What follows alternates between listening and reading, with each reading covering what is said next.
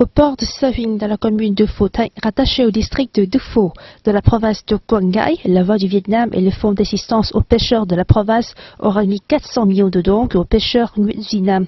Ces sommes, plus des crédits empruntés à la banque, lui permettront de construire un nouveau bateau de pêche d'une valeur d'1,2 milliard de dong.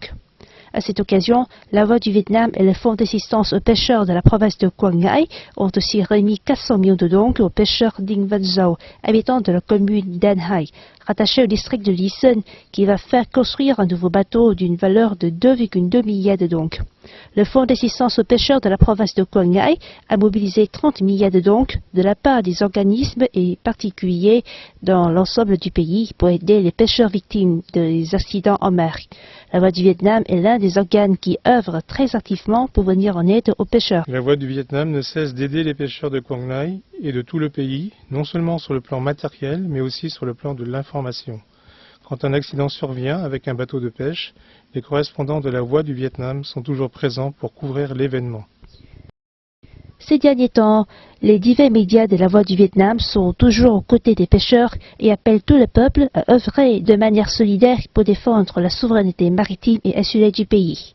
Mettant en œuvre la politique du gouvernement sur la couverture des ondes en mer orientale, la Voix du Vietnam renforce la diffusion des informations sur les politiques du parti et de l'État à l'intention des pêcheurs en mer. Vous le savez sans doute, parmi les médias, il n'y a que la radio qui parvienne aux pêcheurs au large, notamment en petits bateaux. Ainsi, ils peuvent être au courant des politiques du parti et de l'État, mais aussi des informations météorologiques. Le projet permet donc à la Voix du Vietnam d'informer les pêcheurs partout et à n'importe quel moment. Les employés de la Voix du Vietnam ont collecté 200 millions de dong destinés à 20 familles de pêcheurs en difficulté des provinces de Bình Định, Quảng Ngãi et Quảng Nam.